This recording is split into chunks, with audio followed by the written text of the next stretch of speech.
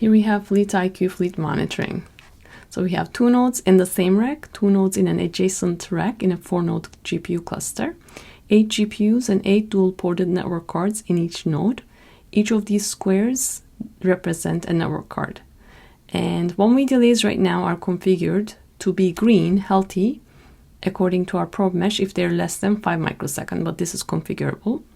So if I look at the delays, one-way delays in the same rack across these 2 network cards, in between these 2 nodes that are in the same rack, I can see that across 4 queue pairs, 4 flows, I see 870 nanosecond one-way delays. If I look at delays across racks, it's going to be more. So across each of these 4 queue pairs, I see 3.24 microsecond per flow one-way delays. And here are those 4 queue pairs in between these 2 network cards. Right now, I don't have any workloads running, so this is a purely fleet level visibility. So I'm going to actually kick off a workload, an all reduced job, a standard all reduced job, to see how the one-way delays change. It got kicked off between these 2 nodes, nodes 4 and 6.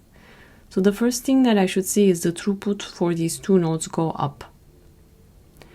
Now, if you're observing nodes 4 and 6 throughput, here we see that they're at 1.38 terabits per second per node. So that is the per node throughput. If I look at the per network card level throughput for each of the network cards, I can see 86.4.5 gigabits per second. And the line rate for these network cards is 100 gigabits per second.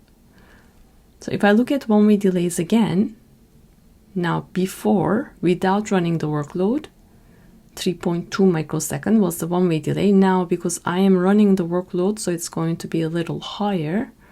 Per queue pair, now I'm seeing 4.1 microsecond one-way delays with the workload. Now, if I look at one of these slow edges, slow means, remember, one-way delay for at least one of the queue pairs is more than 5 microsecond. So you see one queue pair is at 50 microsecond, while the other 3 queue pairs are at 2.8 microsecond range. And that is why that edge is marked as being slow. If you pick on another one here, another slow edge, we will see. Similarly, there's at least one queue pair here that has one-way delays that is much higher than the other. So in this case, it's 7 microsecond versus 3.7 microsecond for 3 of the queue pairs. And finally, if I pick on one last slow edge, you can see similar story. One queue pair is at around 46 microsecond, while the other 3 queue pairs are around 3 microsecond range.